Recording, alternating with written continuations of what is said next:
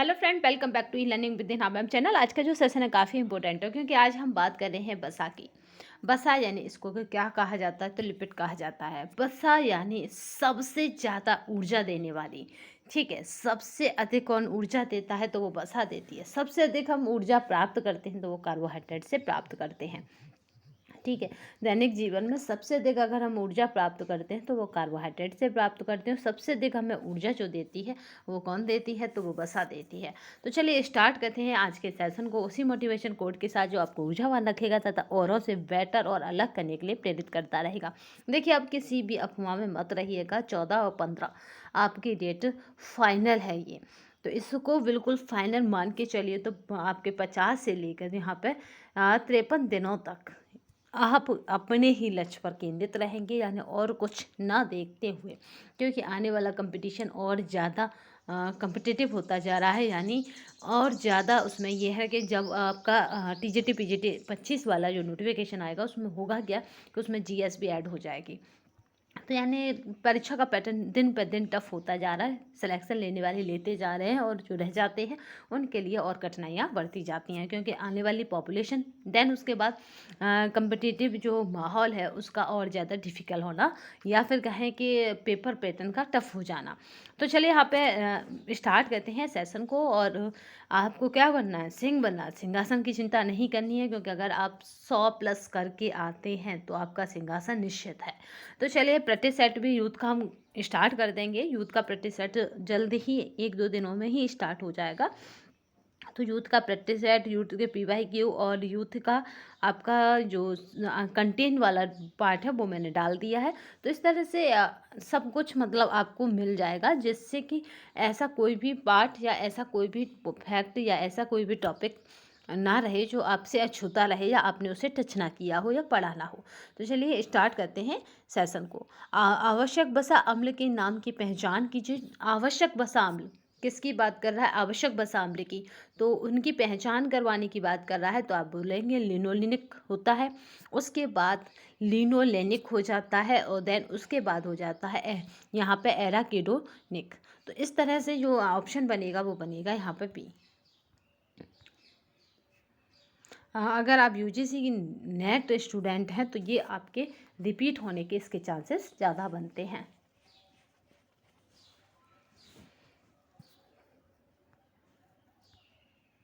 Omega omega करके है ये, याद रखिएगा। यहाँ पे लिनोलेनिक अम्ल है ये भी। और ये क्या है, ये असंतृप्त वसीय अम्ल है। ये क्या है, ये असंतृप्त वसीय अम्ल है। आपको बस इतना याद रखना है, क्योंकि पूछा जा सकता है TGT वालों के लिए, बहुत शॉर्ट में बनेगा ये। तो लिनोलेनिक अम्ल है, तो ये क्या है, असंतृप्त या वसीय अम्ल है। चलिए नेक्स्ट देखते हैं। साधारणतः किस वसा को हानिकारक कोलेस्ट्रॉल कहते हैं। मोस्ट इंपॉर्टेंट है TGT PGT के लिए। ये क्या है, मोस्ट इंपॉर्टेंट है। कमेंट बॉक्स में किसी ने कहा था कि TGT PGT के लिए जो इंपॉर्टेंट है वो बताते जाइए, तो ये मोस्ट इंपॉर्टेंट है TGT PGT के लिए। साधारणतः किस वसा को हानिकारक कोलेस्ट्रॉल कहते हैं, तो यहाँ पे है, यहाँ पे LDL जो है वो हानिकारक कोलेस्ट्रॉल कही जाती है। चलिए वसा का वर्गीकरण पढ़ लेते हैं, यानी क्लासिफिकेशन ऑफ फैक्ट देख लेते हैं। तो यहाँ पे 2 टाइप होते हैं, या दो यहाँ के 2 आधार होते हैं इसके। तो प्राप्ति के आधार पर, संरचना के आधार पर वसा को हम देखते हैं। यहाँ पर संरचना के आधार पर वसा तीन प्रकार होते हैं वसा के। एक होता है सरल वसा, दूसरा होता है संयुक्त वसा, तीसरा होता है व्युत्पन्न वसा। ठीक है, संरचना के आधार पर तीन प्रकार होते हैं वसा के, सरल, संयुक्त और व्युत्पन्न। तो यहाँ पे अगर संयुक्त वसा की बात की जाए, जिसको हमने लाइपो, यहाँ पे संयुक्त वसा के कितने टाइप हैं, तो 4 हैं, जिनका नाम है लाइपोप्रोटीन, यहाँ पे फास्फोलिपिड होता है, और यहाँ पे ग्लाइकोलिपिड होता है, और सल्फोलिपिड होता है। यानी फास्फो, ग्लाइको और सल्फो, ये तो लिपिड होते हैं। और लाइकोप्रोटीन जो होती है उसके यहाँ पे कितने पार्ट हैं, तो 3 पार्ट हैं। 4 में बटा है, फिर 3 पार्ट इसके हैं। तो इसको HDL, LDL और यहाँ पे BLDL। ठीक है, यानी हाई, लो और वेरी लो। हाई, लो और वेरी लो क्या है, ये डेंसिटी लिपोप्रोटीन है। डेंसिटी लिपोप्रोटीन है, बस इतना याद रखिएगा। High, low and very low. ठीक है। डेंसिटी लिपोप्रोटीन सेम है सबके पीछे। तो बस आपको याद रखना है कि लाइपोप्रोटीन के भी 3 पार्ट होते हैं, high, low and very low density lipoprotein इसको कहते हैं। और संयुक्त वसा के ये 4 टाइप होते हैं, जिसमें सब क्या है, लिपिड लिपिड है, क्योंकि इनमें से संयुक्त वसा नहीं है। इस तरह से ऑप्शन बनेगा टीजीटी पीजीटी वालों के लिए। ठीक है, इनमें से कौन संयुक्त वसा का प्रकार नहीं है, तो आपको याद रखना है यहाँ पे कौन संयुक्त वसा का प्रकार नहीं है। तो फास्फो होगा, ग्लाइको होगा और सल्फो होगा। देखिए लिपिड लिपिड वाले तो आप इस तरह से याद रखेंगे, बट उसी में कुछ ऐसा नाम कर दिया जाएगा जो आपको थोड़ा सा अंतर ही पता पड़े, लिपिड होगा उसके भी पीछे। तो याद रखेंगे एफ जी और एस, एफ जी और एस जो है, इस तरह से आप इन्हें याद रखेंगे। लिपिड होता है और जो लाइपो होता है उसके खुद के 3 टाइप होते हैं, जिनको हाई, लो और वेरी लो में डेंसिटी लिपोप्रोटीन में देखते हैं। तो इस तरह से यहाँ पे आप इसे याद रख सकते हैं। नेक्स्ट देखते हैं 1 ग्राम वसा के दहन में। देखिए मोस्ट इंपॉर्टेंट है टीजीटी पीजीटी के लिए। ठीक है, 1 ग्राम वसा के दहन से ऊर्जा प्राप्त होती है। तो अगर 1 ग्राम वसा हम लेते हैं तो हमें ऊर्जा कितना देता है, तो 9 किलो कैलोरीज देता है। यानी सबसे अधिक ऊर्जा देने वाला जो है वो है वसा। याद रखिएगा, सबसे अधिक हम अपनी बॉडी में ऊर्जा लेते हैं तो वो कार्बोहाइड्रेट से। वसा को शरीर के पोषक तत्वों में महत्वपूर्ण स्थान दिया है। याद रखिएगा, यह शरीर के कोमल अंगों को सुरक्षा करता है, साथ ही ग्लूकोज की कमी होने पर ऊर्जा देने का भी कार्य करता है। आपने देखा होगा कुछ लोग व्रत में 8-8 घंटे 10-10 घंटे भूखे रह सकते हैं, बट कुछ लोग व्रत में 8-8 घंटे या कहें 4 घंटे से भी अधिक भूखे नहीं रह सकते। तो यानी इनका जो ऊर्जा एनर्जी देने का काम करती है कब, जब आपके शरीर की ऊर्जा की मांग बढ़ती है। यानी आपके शरीर को जब ऊर्जा की आवश्यकता होती है तो ये जमी हुई वसा आपके शरीर में ऊर्जा देने का काम करती है। तो उनके शरीर में ये वसा की मात्रा ना के बराबर होती है, इसलिए उन्हें जल्दी भूख लगती है। और कोमल अंगों को सुरक्षा, तो आपने देखा होगा जो मोटे थोड़े हेल्दी लोग होते हैं उनके जो आप किसी भी मतलब पार्ट को टच करें तो ऐसा सॉफ्ट सा लगता है। तो ये क्या है, वसा की परत हमारी त्वचा के अंदर जमा हो जाती है। ठीक है, लिपिड शब्द वसा तथा वसा के समान पदार्थों का समूह होता है। यह 3 यानी फैटी एसिड अथवा एक ग्लिसरॉल से मिलकर बना होता है। इसमें 3 या तो फैटी एसिड होंगे या फिर एक ग्लिसरॉल से मिलकर बना होता है। सभी फैट लिपिड का ही रूप होते हैं। जो जितने भी फैट होते हैं वो लिपिड का ही रूप होते हैं। 1 ग्राम वसा 9 किलो कैलोरीज देता है। ठीक है, यहाँ पे देखते हैं फाइनोडर्मा रोग किस पोषक तत्व की कमी से होता है, तो यहाँ पे आवश्यक वसीय अम्ल की कमी से होता है। ठीक है, किस रोग की कमी से, तो आवश्यक वसीय अम्ल की कमी से होता है।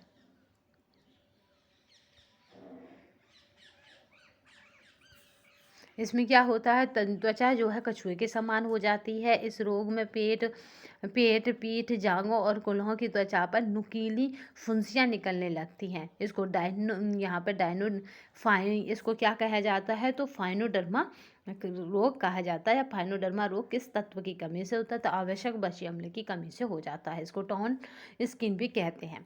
नेक्स्ट देखते हैं ब्यूटाइलेटेड हाइड्रोक्सी एनिसोल यानी BHA ये क्या है, तो एंटीऑक्सीडेंट है। ये क्या है, तो ये एंटीऑक्सीडेंट है। बस इतना पूछा जाएगा, ये भी आपके लिए इम्पोर्टेंट है टीजीटी पीजीटी के लिए। यहाँ पे बताती जाऊँगी, ये भी टीजीटी पीजीटी के लिए मोस्ट इम्पोर्टेंट है। आप चाहे तो इन्हें नोट डाउन कर सकते हैं, ये भी मोस्ट इम्पोर्टेंट है टीजीटी पीजीटी के लिए।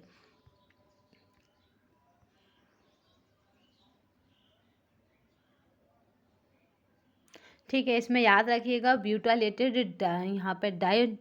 यहाँ पे ब्यूटाइलेटेड हाइड्रोक्सी एनिसोल यानी BHA एक एंटीऑक्सीडेंट है, जिसमें 2 आइसोमेरिक कार्बनिक यौगिकों का मिश्रण होता है। इसमें 2 का याद रखिएगा, 2 आइसोमेरिक कार्बनिक यौगिकों का मिश्रण होता है। नेक्स्ट देखते हैं,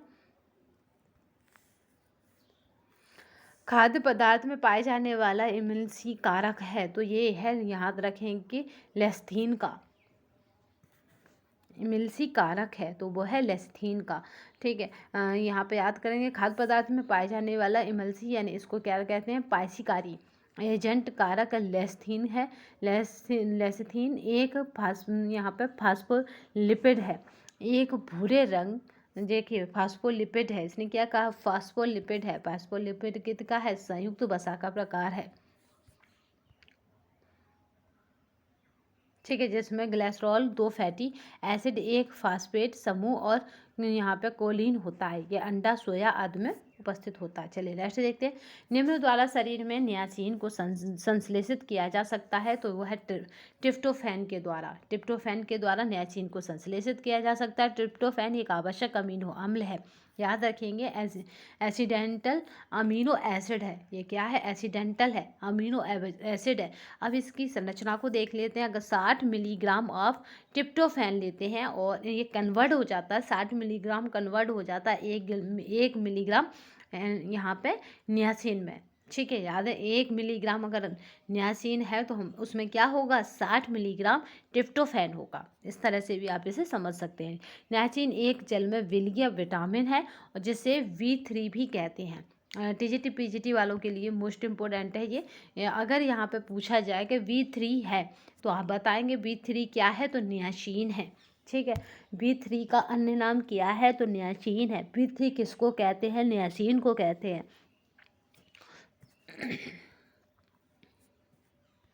निम्न में से कौन सा सल्फर युक्त अमीनो अम्ल है, तो वो हो जाएगा मिथ्योनिन। मिथ्योनिन क्या है, सल्फर युक्त अमीनो अम्ल है। यह यकृत को विषाक्त पदार्थों जैसे क्लोरोफॉर्म और आर्सेनिक आदि में सुरक्षा प्रदान करता है। यहाँ पर ट्रिप्सिन एवं काइमेट्रिप्सिन किस पीएच पर कार्य करता है, तो वो हमारा पीएच होता है 741 से लेकर 8 पीएच तक। ये दोनों अग्नाशयिक रस से निकलने वाले एंजाइम है जो क्षारीय माध्यम से प्रोटीन के पाचन को पूर्ण करते हैं। ये क्या करते हैं, क्षारीय माध्यम से प्रोटीन का जो पाचन होता है उसको पूर्ण करते हैं। प्रोटीन को ट्रिप्सिन व यहाँ पे है काइमेट्रिप्सिन और प्रोटियोसिस और पॉलीपेप्टाइड्स, इस तरह से यहाँ पे कन्वर्ट करता है ये, ठीक है। नेक्स्ट देखते हैं हम। ये आपके टीजीटी पीजीटी के लिए ये इतना इम्पोर्टेंट नहीं है, क्योंकि इतना टफ एग्ज़ाम पेपर बनेगा ही नहीं।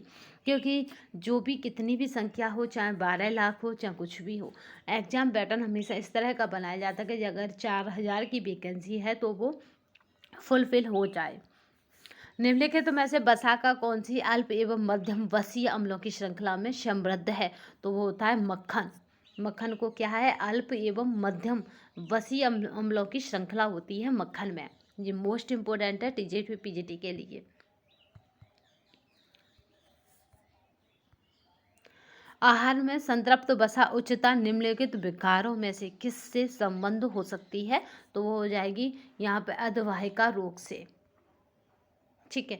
इसीलिए मैं यूजीसी की करा रही हूँ, क्योंकि स्टैंड प्रोफेसर यानी असिस्टेंट प्रोफेसर के लिए तो ये मोस्ट इंपॉर्टेंट है ही, साथ में ये कुछ क्वेश्चन हमें टीजीटी के लिए भी इम्पोर्टेंट है। तो ये भी आपका टीजीटी के लिए इम्पोर्टेंट है, क्योंकि पेपर पैटर्न या कहें पेपर बनाने वाले क्या करते हैं, कई एग्जामों के जैसे होम साइंस का असिस्टेंट प्रोफेसर का लेंगे, यूजीसी का लेंगे, आपके अदर स्टेटों का टीजीटी पीजीटी लेंगे और अपनी स्टेट का टीजीटी पीजीटी लेंगे, सबको लेकर एक पेपर यानी 125 क्वेश्चन आपके डिजाइन कर देंगे। तो इसलिए इस तरह के क्वेश्चनों को मैं आपको फोकस कराती जाऊंगी, क्योंकि हूबहू आपको परीक्षा मतलब परीक्षा हॉल में या कहें परीक्षा बुक में देखने को मिलेंगी। आहार में संतृप्त वसा उच्चता निम्नलिखित विकारों में से किससे संबंध हो सकती है, तो वो हो जाएगा यहाँ पे अधवाहिका रोग से। वह लिपिड जिसमें जलवीरु यानी अध्रुवीय और जल प्रेमी यानी ध्रुवीय समूह दोनों होते हैं, तो वो हो जाएगा यहाँ पे विषमानुभूतिक, ठीक है। वो क्या हो जाएगा, तो यहाँ पे विषमानुभूतिक हो जाएगा। वह लिपिड जिसमें जलवीरु लिपिड है, ये याद रखेंगे, जिसमें जलवीरु यानी अध्रुवीय और जल प्रेमी यानी हाइड्रोफिलिक ध्रुवीय समूह दोनों होते हैं, यहाँ पे विषमानुभूतिक कहलाते हैं, हाइड्रोफिलिक कहलाते हैं। चलिए नेक्स्ट देखते हैं। यहाँ पे अगर बात की जाएगी यहाँ पे स्टेरॉयड में एक चक्र वलय होता है जो डॉट डॉट कहलाता है, तो यहाँ पे अगर एक बलय चक्र की बात की जाएगी और डॉट डॉट कहलाता है तो वो हो जाएगा यहाँ पे पेटेनो पर हाइड्रो यहाँ पे फिनेंथ्रीन। ठीक है, पेटेनो पर हाइड्रो फिनेंथ्रीन हो जाएगा। नेक्स्ट देखते हैं। पकाने के किस तेल में सबसे अधिक आवश्यक वशीय अम्ल होते हैं? ये मोस्ट इम्पोर्टेंट है टीजीटी के लिए। ठीक है, ऐसे कैसे दे देंगे? पकाने के किस तेल में पूछा है, तो यहाँ पे याद रखिए वसीय अम्ल होते हैं, तो वह है मूंगफली का तेल। ठीक है, ग्राउंड नट की अगर बात की जाती है तो उसमें 40% वसा, 25% खनिज लवण और 3% रेशे होते हैं। ठीक है, यह विटामिन बी प्राप्ति का बढ़िया स्रोत है। मूंगफली में कौन सा विटामिन विद्यमान होता है, तो आप बताएंगे विटामिन बी विद्यमान होता है। देखिए, मैं इसी तरह के आपके लिए प्रैक्टिस सेट लाऊंगी कि बहुत सिंपली और बहुत मतलब जनरली भाषा के क्वेश्चन होंगे, बट आपके लिए वो मोस्ट इम्पोर्टेंट होंगे क्योंकि इस तरह के ही टीजीटी में रखे जाते हैं। इस बार थोड़ा पेपर का पैटर्न थोड़ा घुमाने वाला रहेगा, ये निश्चित मान के चलिए और यही मानकर आप अपनी तैयारी करिए। मूंगफली के तेल की गुणवत्ता जैतून के तेल के लगभग समान होती है। ठीक है, मूंगफली के तेल की जो गुणवत्ता है वो किस तेल के समान होती है? आंवला का तेल, जैतून का तेल, के सूरजमुखी का तेल, इस तरह से रख सकते हैं। नारियल का तेल तो आपको बताना है जैतून के तेल के समान होती है।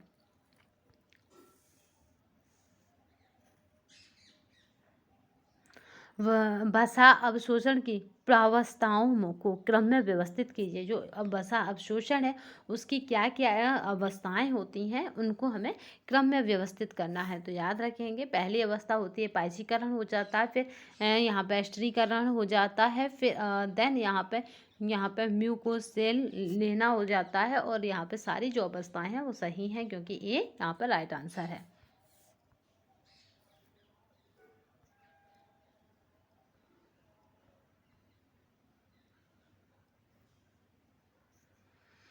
निम्न में से कौन आवश्यक वसा में अम्ल का स्रोत नहीं है?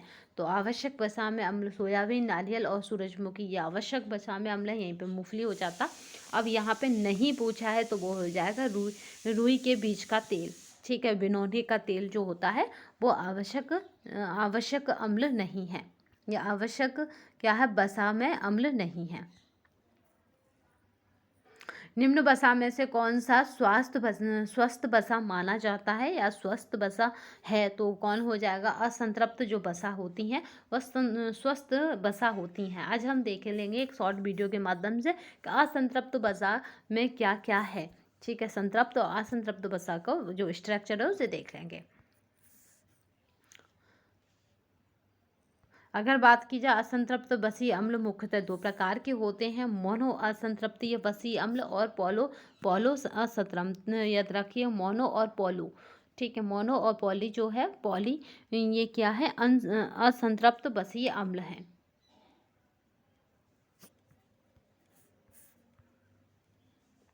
शाकाहारी आहार में सामान्यतः कमी होती है, तो वो कैसी होती है? जो संतृप्त बसीय अम्ल की होती है। ठीक है, संतृप्त बसीय अम्ल की किस में कमी होती है या कौन से आहार में संतृप्त बसीय अम्ल कम मात्रा में पाया जाता है? तो आप बताएंगे शाकाहार आहार में। ठीक है, तो इस तरह से ये इम्पोर्टेंट है टीजीटी के लिए। यहाँ पे अगर देखा जाए तो इस प्रकार का वसा शरीर के द्वारा संश्लेषित कर लिए जाते हैं। इनमें प्रमुख ब्यूटारिक अम्ल, यहाँ पे है कैप्रिलिक अम्ल और पालेटिक अम्ल पाए जाते हैं।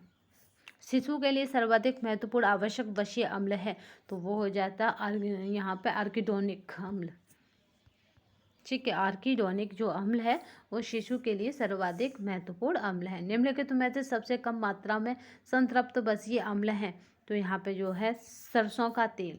सरसों के तेल में क्या है? सबसे कम मात्रा में संतृप्त बसीय अम्ल होते हैं।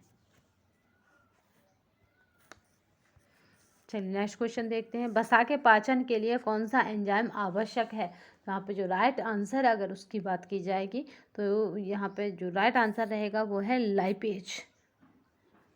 ठीक है, लाइपेज जो एंजाइम है वो आवश्यक है।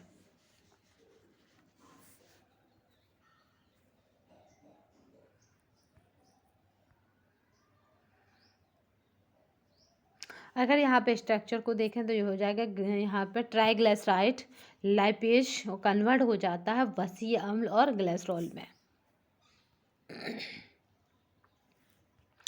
अच्छे स्वास्थ्य के लिए वसा की आदर्श किस्म वह है जो जिसमें N-6 N-3 निम्न अनुपात में पाए जाते हैं, तो वो हो जाता है 5 से 10 के अनुपात में ये पाए जाते हैं। ठीक है, अच्छे स्वास्थ्य के लिए। नेक्स्ट देखते हैं, निम्न वसा MUFA का सर्वोत्तम साधन है। तो यहाँ पे जो राइट आंसर हो जाएगा वो क्या हो जाएगा, सर्वोत्तम साधन पूछा है तो वो हो जाता है जैतून का तेल सर्वोत्तम साधन है। ठीक है, इसमें कौन नहीं है, तो इसमें सरसों का तेल नहीं है, जबकि सरसों का तेल और जैतून का तेल आदि क्या है, सर्वोत्तम साधन है। ताप से डॉट डॉट पदार्थ यहाँ पे कोएगुलेट हो जाते हैं, तो यहाँ पे वसा जो है वो क्या हो जाती है, ताप से यहाँ पे कोएगुलेट हो जाती है। डॉट डॉट एक आवश्यक वसीय अम्ल है, तो वो होता है आर्जिनिन। आर्जिनिन क्या है, तो एक आवश्यक वसीय अम्ल के उसमें आता है। अगर यहाँ पे देखें 10 आवश्यक अमीन अम्ल है या वसीय अम्ल है, ठीक है, 10 आवश्यक वसीय अम्ल हैं, तो इनमें से कौन से हैं, स्टेरिन है, ल्यूसिन है, आइसोल्यूसिन है, लाइसिन है, आर्जिनिन है। आर्जिनिन के बाद आपका यहाँ पे बात करेंगे मिथ्योनिन है, थ्रियोनिन है, फिनाइल यहाँ पे एलिनिन है, वैलिन है और ट्रिप्टोफैन है। तो इस तरह से ये क्या हो जाएंगे, 10 आवश्यक अमीनो अम्ल हो जाएंगे। नेक्स्ट देखते हैं यहाँ पे बकरी उत्पादों में ट्रांस फैटी वाली हाइड्रोजनेटेड वसा प्रचुर मात्रा में होती है। कारण कह रहा है कि जिन खाद्य पदार्थों में ट्रांस फैट प्रचुर मात्रा में पाई जाती है उनके अधिक उपयोग से असंक्रामक रोगों के होने का खतरा बढ़ जाता है। तो यहाँ पे जो राइट आंसर हो जाएगा उसका क्या हो जाएगा, यहाँ पे ए और आर दोनों क्या हो जाएंगे, दोनों सही हैं, परंतु आर क्या है, ए की सही व्याख्या नहीं है। अभिकथन और कारण, अभिकथन को अगर देखा तो वसा ऊर्जा को कम करने के लिए मांस है यहाँ पे हैमबर्गर में वसा की थोड़ी मात्रा के बदले गोंद या गम का प्रयोग किया जाता है, जबकि आर कह रहा है कि गोंद वसा का विकल्प नहीं है, परंतु उसकी यहाँ पे हाइड्रोफिलिक गुणवत्ता के कारण वह पानी रोक कर रख सकती है और खाद्य पदार्थों को नम और नरम बनाती है। तो इस तरह से कारण और कथन दोनों को अगर देखा जाएगा तो ये हो जाएगा ए और आर दोनों सही है, आर ए का सही वर्णन है। ये यूजीसी के लिए मोस्ट इम्पोर्टेंट है। भोजन जिसमें संतृप्त वसा, ट्रांस वसा, कोलेस्ट्रॉल और परिष्कृत शर्करा कम होती है वह उन्नत रक्त डॉट डॉट को नियंत्रित करने में सहायता करते हैं। तो यहाँ पे जो राइट आंसर है वो क्या हो जाएगा, तो यहाँ पे लिपिड स्तर। डॉट डॉट के पर्याप्त अनुपात वाला भोजन आपके साथ ज़्यादा देर टिकता है, तो कौन सा है, तो वसा। आपने देखा होगा जब जिस खाने में आप पानी नहीं देते हैं या दूध का नहीं होता, ऑयल से बना होता है, तो वो लॉन्ग टाइम तक आप उसको सुरक्षित रख पाते हैं या कहेंगे वो आपके साथ लॉन्ग टाइम तक बना रहता है। ठीक है, ये मोस्ट इम्पोर्टेंट है। वसा के असंतृप्त होने के स्तर का अनुमान किस तरीके से लगाया जा सकता है, तो वो है यहाँ पे आयोडीन वैल्यू के द्वारा।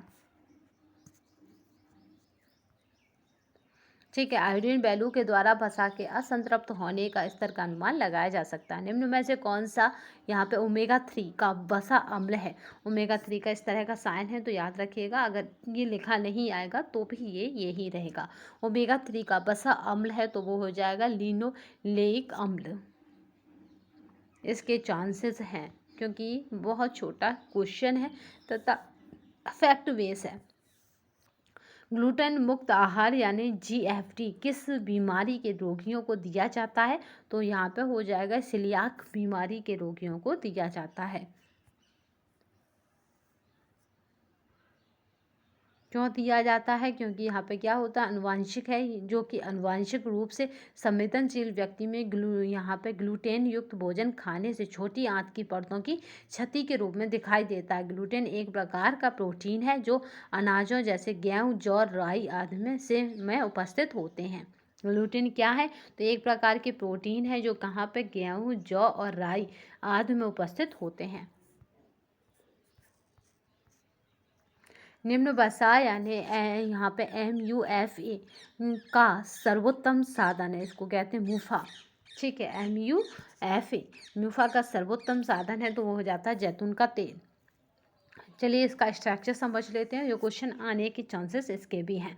बसीय अम्ल यानी फैटी एसिड, देखिए जिसको भी एग्जामिनर को जो मतलब जिस सब्जेक्ट का आज के समय में पेपर डिजाइन करना होता है, तो वो सबसे पहले नीटा का UGC का ही पेपर देखते हैं, क्योंकि उससे क्या होता है कि उससे मतलब उससे टफ वाला पेपर कहीं और डिज़ाइन नहीं होगा, क्योंकि वो असिस्टेंट प्रोफेसर के लिए, देन उसके बाद सबसे लो वाला, फिर मिडिल वाला, इस तरह से वो पेपर रखते हैं। तो यहाँ पे बात करते हैं म्यूफा की, तो म्यूफा का सर्वोत्तम साधन जैतून का तेल है। और इसका जो देखते हैं इसका क्या है, तो वसीय अम्ल यानी फैटी एसिड, संतृप्त वसीय अम्ल जो हमने पहले अभी चार्ट में देखे थे, असंतृप्त वसीय अम्ल। ठीक है, वसीय अम्ल के 2 टाइप होते हैं एसिड के, याद रखिएगा। फैटी एसिड के 2 टाइप होते हैं, संतृप्त और असंतृप्त। अभी हम पढ़ रहे थे असंतृप्त और संतृप्त बार बार, तो यहाँ पे याद रखिएगा संतृप्त और असंतृप्त।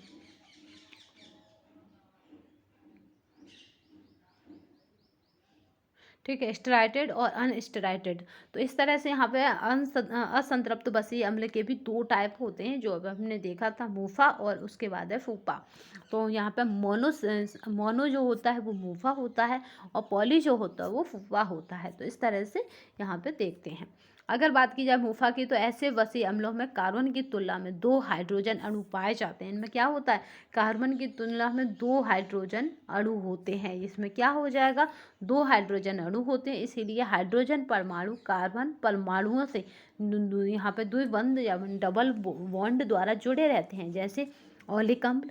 ऑलिक अम्ल के बाद है यहाँ पे पाल्मी टॉलिक अम्ल और आदि इस तरह से होते हैं। कैरोटीन का शोषण करने के लिए भोजन में निम्न तत्वों की जरूरत होती है। तो कैरोटीन का शोषण करने के लिए तो वह है वसा की। ठीक है, जब भोजन द्वारा विटामिन ए यानी कैरोटीन या विटामिन ए यानी एस्टर के रूप में ग्रहण किया जाता है, तब इसका पाचन एक अवशोषण पित्त रस यानी वाइल जूस एवं वसा की उपस्थिति में होता है। विटामिन ए का यहाँ पे एस्टर का समानुकरण यानी यहाँ पे रखिए पैनक्रियाटिक लाइपेज में होता है, तथा इसका इम्लिसिफिकेशन छोटी आंत के पक्वासे तथा यहाँ पे देखिए पार्ट पूछे जाते हैं आंतों के, तो यह याद रखिएगा जेनुइनम भाग में होता है। ठीक है, इसके आने के चांसेस हैं, बट इसकी व्याख्या से क्वेश्चन अगर बना तो लेवल टफ हो जाएगा पेपर का।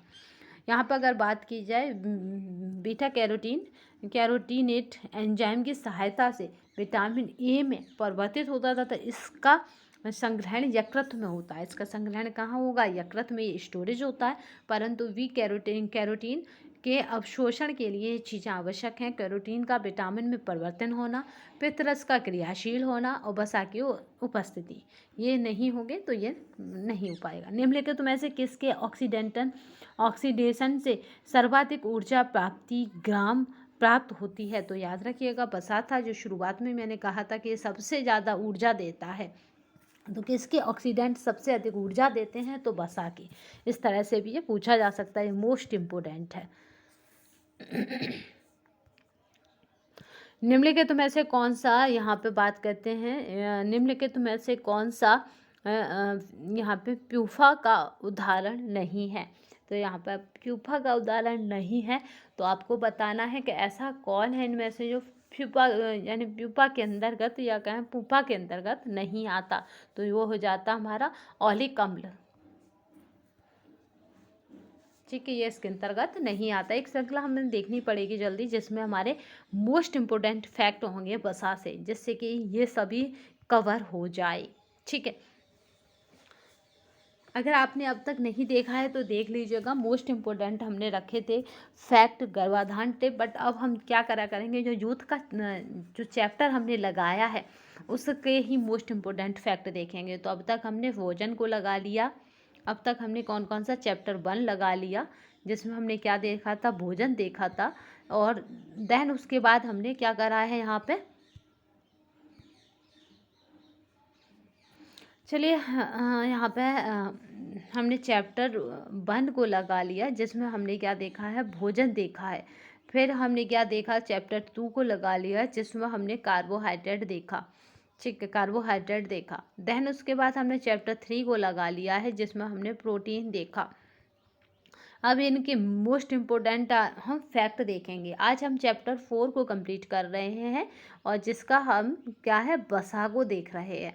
तो यही 4 चैप्टर की आपको आज या कल तक मोस्ट इम्पोर्टेंट फैक्टों की एक श्रृंखला मिल जाएगी जिससे कि ये हमसे छूटे ना, और यहाँ पे हमारे कॉन्सेप्ट भी क्लियर हो जाए। क्योंकि यहाँ पे आपने एमसीक्यू टाइप लगाए होंगे तो कुछ आपके मतलब जहन में शंका या कुछ जिज्ञासा या कहें कुछ और जानने की इच्छा हो रही होगी प्रबल, तो वो वहाँ पे आपको मिल जाएगी। वनस्पतीय तेल अच्छे स्रोत होते हैं, तो यहाँ पे है यहाँ पे पॉली असंतृप्त वसीय अम्लों के। और जहाँ पे भी यूथ के जो PYQ इनमें जहाँ पे भी गड़बड़ी होगी वहाँ पे विद प्रूफ आपको वो मिल जाएगी। वसा अघुलनशील है क्योंकि पानी में, वसा कहाँ पे, पानी में अघुलनशील है। वसा आपने देखा होगा कभी भी जो फैक्ट मतलब आपने घी वगैरह कभी छाना हो रसोई में या ऑयल की कभी कढ़ाई देखी हो तो उसमें आप पानी डाल दीजिएगा, ना देखिए तो आज देखिएगा, पानी डाल दीजिएगा तो जो वसा होती है वो क्या करती है, पानी की सतह पर तैरने लग जाती है या पानी की सतह पर ऊपर आ जाती है नीचे से, ठीक है, पानी के ऊपर आ जाती है। वसा अघुलनशील है तो पानी में। वसा के इस्तेमाल के विषय में आजकल क्या धारणा है कि वसा का उपयोग असंतृप्त वसा के रूप में करना चाहिए, ठीक है, वसा का उपयोग कैसे, असंतृप्त वसा के रूप में करना चाहिए। क्योंकि असंतृप्त वसा क्या है, हमारे शरीर में कोलेस्ट्रॉल को कम करने में मदद करते हैं जो कि हृदय रोग का एक कारण है। कोलेस्ट्रॉल क्या है, तो हृदय रोग का एक कारण है। और यहीं पे होता है कोलेस्ट्रॉम, जो क्या है, माँ का अगर यहाँ पे आ जाएगा इस्तेमाल तो वो माता के दूध में पाया जाता है जो व्यक्ति के लिए वरदान साबित होता है। अधिकांशतः तरल वनस्पति तेलों, अखरोट, सूरजमुखी आदि में विद्यमान वसा है। निम्न में से कोलेस्ट्रॉल का सर्वाधिक घनिष्ठ संबंध किससे है, तो यह वसा से है,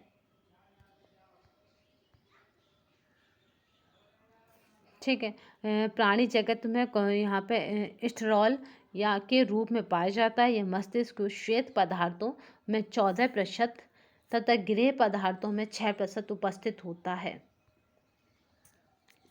विटामिन डी तथा अन्य कार्बनिक पदार्थों के संश्लेषण के लिए आवश्यक है, परंतु इसकी अधिक मात्रा शरीर में यहाँ क्या कर रही है, नुकसानदेह है या कहें शरीर के लिए हार्मफुल है।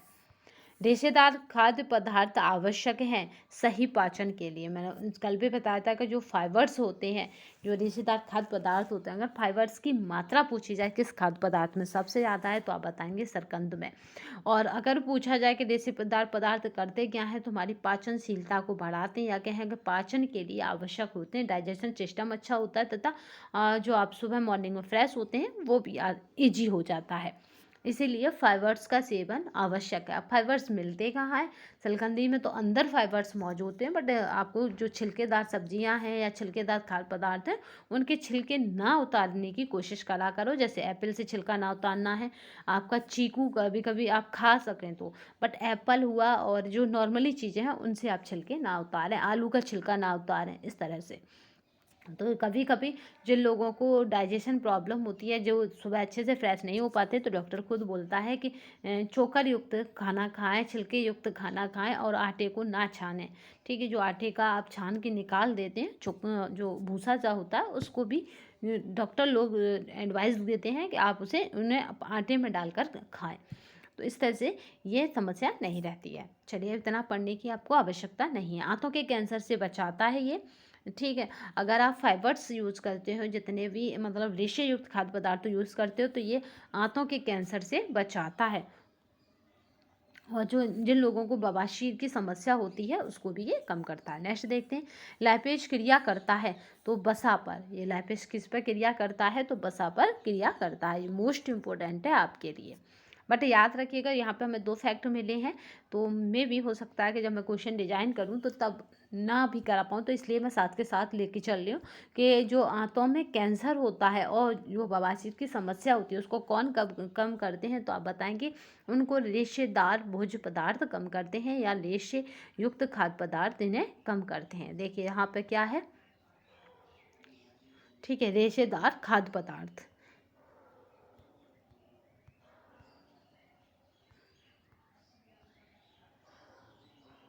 चलिए नेक्स्ट देखते हैं, लैपेज क्रिया करता है तो ये वसा पे करता है। वसा या तेल को अधिक देर तक गर्म करने से एक हानिकारक पदार्थ बनता है, वो क्या होता है? तो वो होता है एक्रोलिन। ठीक है, एक हानिकारक पदार्थ बनता है, वो एक्रोलिन होता है। वसा को पचाने के लिए आवश्यक एंजाइम लाइपेज पाया जाता है, तो वो है अग्नाशयी रस में। ये किस में पाया जाएगा? तो अग्नाशयी रस में पाया जाता है। जन्म के समय बच्चे के मस्तिष्क का भार होता है, तो यहाँ पे 350 ग्राम होता है। ठीक है, मस्तिष्क का ही भार 350 ग्राम होता है। नवजात शिशु का सिर उसके संपूर्ण शरीर का, इसको कोटेशन यानी इस फैक्ट को याद रखिएगा, 1/4 होता है, यानी चार शरीर का पार्ट है तो एक सिर का होगा। जैसे आपकी नेगेटिव मार्किंग होती है 1/3 की, 1/4 की, तो इस तरह से ही तो होती है वो 1/4 की या 1/3 की। तो इसी तरह बस याद रखिएगा, बच्चे का क्या है? 1/4 होता है। नवजात शिशु के कंधे पतले, गर्दन सक्रिय और पेट कुछ लंबा, नाक नाक क्या होती है? चपटी, और जबड़े अविकसित होते हैं। ठीक है, जबड़े अविकसित होते हैं, याद रखिएगा, ये फैक्ट है, कहीं ये क्वेश्चन मिला था क्या? नवजात शिशु के जो दांत होते हैं वो जन्म से ही आते हैं, इस तरह से था। ठीक है, तो वसा में घुलित विटामिन है, तो यहाँ पे है विटामिन ए। ठीक है, वसा में घुलित विटामिन है। अगर बात की जाए, विटामिन के 2 प्रमुख वर्ग में बांटा जाता है, जल में घुलनशील और वसा में घुलनशील।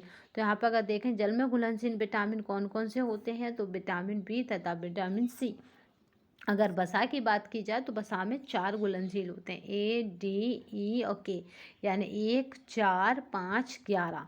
ध्यान रखिएगा, 1, 4, 5, 11। इसलिए आप बस इतना याद रखो, कोई वसा में घुलनशील विटामिन, वो जल में घुलनशील विटामिन कौन से हैं, बस मैं याद रखो 2 और 3, तो जिससे ये कन्फ्यूजन खत्म हो जाएगा। जल में घुलनशील विटामिन है 2 और 3, यानी 23 जो विटामिन है वो जल में घुलनशील है। 2 और 3 का मतलब है ये अल्फ़ाबेट में जिस क्रम पर आते हैं। ठीक है, जो 23 नंबर है वो विटामिन क्या है? जल में घुलनशील है। क्योंकि एग्जाम टाइम में एक एक नंबर इम्पोर्टेंट होता है, तो वहाँ पे बहुत बड़ा कन्फ्यूजन ये क्रिएट कर देते हैं, यानी सी और सी से बना बी। तो इस तरह से भी आप इसे याद रख सकते हैं, सी और सी से बना बी। तो इस तरह से सी और बी केवल क्या है? जल में घुलनशील है, बाद बाकी सब वसा में घुलनशील करके आएंगे। एक मोटे व्यक्ति को खाने में कम प्रयोग करना चाहिए, तो यहाँ पे है वसा का। भाई वसा की मात्रा आप कम कर देंगे तो आपके शरीर पर जो चर्बी जम जाती है या वसा की जो लेयर जम जाती है वो जमेगी नहीं। चलिए नेक्स्ट देखते हैं, सर्वाधिक ऊर्जा की कैलोरी उत्पन्न होती है, तो यहाँ पे शुद्ध घी से सर्वाधिक ऊर्जा की, हमें अगर ऊर्जा चाहिए हमारे शरीर को, हम तो क्या करें? शुद्ध घी का सेवन करना चालू कर दें, या कहें शुद्ध घी को लेना चालू कर दें, तो उसमें सर्वाधिक मात्रा आपको ऊर्जा की मिलेगी। चलिए नेक्स्ट देखते हैं, आज ही वसा से मोस्ट इम्पोर्टेंट फैक्ट करा देंगे, जिससे कि आपको ये वाले फैक्ट भूलें ना। ठीक है, अगर बात की जाए, घी में विटामिन ए तथा विटामिन डी पाए जाते हैं और शुद्ध वसा ही घी कहलाती है। घी में विटामिन ए और विटामिन डी, इसीलिए आँखों के लिए घी बताया जाता है, क्योंकि घी में क्या है? Vitamin A. आँखों को क्या चाहिए? Vitamin A. और विटामिन डी यानी हड्डियाँ क्या देती हैं? तो हड्डियों को आयोडीन भी चाहिए, और हड्डियों को ये जो घेंगा रोग होता है वो आयोडीन की कमी से होता है, तो कहीं ना कहीं वो घी का सेवन ना के बराबर करते होंगे। ये घी का आप रूप देखिए, घी मक्खन तथा क्रीम से तैयार किया जाता है, वही घी होता है जो घी मक्खन या क्रीम से तैयार किया जाता है। नेक्स्ट देखते हैं, वसा के पाचन क्रिया करने वाले एंजाइम को कहते हैं। तो वसा के पाचन क्रिया करने वाला एंजाइम कौन सा होता है? तो यहाँ पे लाइपोलिटिक एंजाइम क्या है? वसा के पाचन क्रिया करने वाला एंजाइम है। नेक्स्ट देखते हैं, वसा और यहाँ पे लिपोलाइटिक एंजाइम और वसीय अम्ल तथा ग्लिसरॉल। ठीक है, वसा कन्वर्ट होता है, क्रिया करता है लिपोलाइटिक एंजाइम के साथ, फिर वो बन जाता वसीय अम्ल तथा ग्लिसरॉल। पित्त आवश्यक होते हैं। तो यहाँ पे जो आवश्यक है वसा के पाचन के लिए, पित्त आवश्यक होते हैं तो वो वसा के पाचन के लिए। कॉर्न यानी मक्का यानी जर्म ऑयल में अच्छी सुगंध होती है एवं यह अच्छा साधन है। तो यहाँ पे जो राइट आंसर होगा, यानी अच्छी सुगंध भी होती है, अच्छा साधन भी होते हैं, तो वहाँ ये होते हैं लिनोलिनिक अम्ल का। ठीक है, ये किसके होते हैं? तो लिनोलिनिक अम्ल के होते हैं।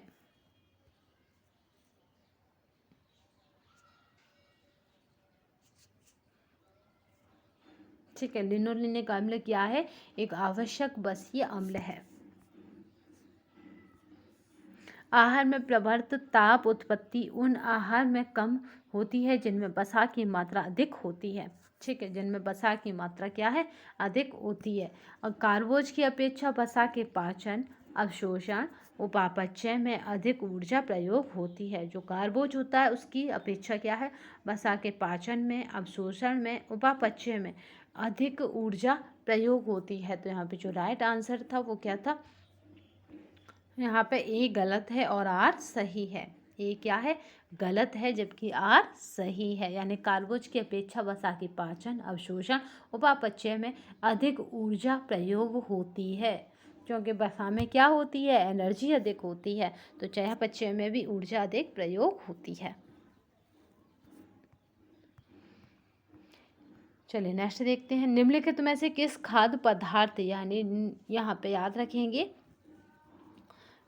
W3 फैटी एसिड सबसे ज़्यादा मात्रा में पाया जाता है, तो वो है जाएगा अलसी का बीज। जो अलसी के बीज हैं इन्हें लोग बाग अपने घरों में मंगाते हैं, और मैंने देखा है कि उनके कुछ ना कुछ प्रोडक्ट बनाते हैं, यानी उन्हें खाने में प्रयोग करते हैं अलसी के बीज को। तो अलसी के बीज में क्या होता है? सबसे अधिक फैटी एसिड होता है। ठीक है, सबसे ज़्यादा मात्रा में पाया जाता है। फैटी एसिड हार्ट अटैक के जोखिम को क्या करता है? कम करता है। जिसको हार्ट अटैक की बीमारी हो या कहें कि हार्ट अटैक होने की संभावना हो, वो क्या करें? अलसी के बीजों का सेवन करें। ठीक है, ये क्या करता है? फैटी एसिड मतलब हार्ट अटैक की बीमारी को कम करता है, या कहें हार्ट अटैक के जोखिम को कम करता है।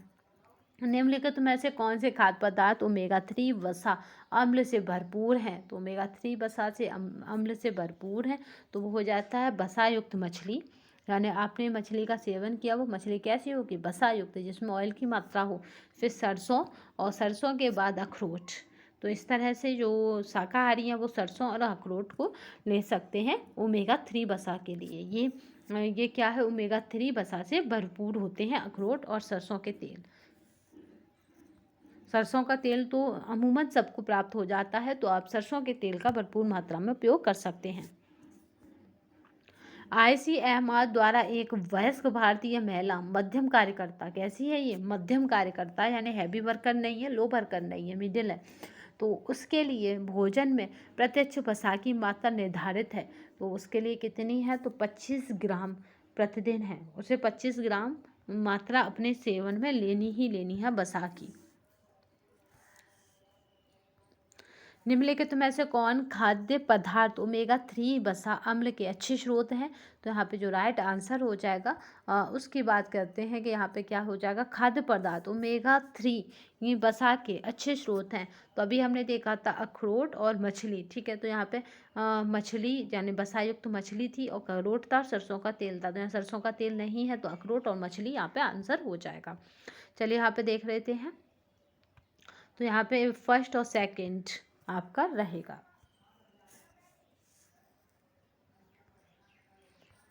मेयोनीज बनाने के लिए किस यहाँ पे इमल्सीफायर का इस्तेमाल किया जाता है?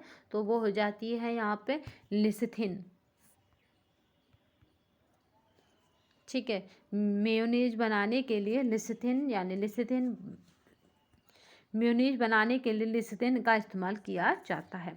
चलिए, तो आज हमने क्या करा है, 57 क्वेश्चन किससे देखे हैं, बसा से देखे हैं, जो मोस्ट इम्पोर्टेंट हैं आने वाली परीक्षा के लिए।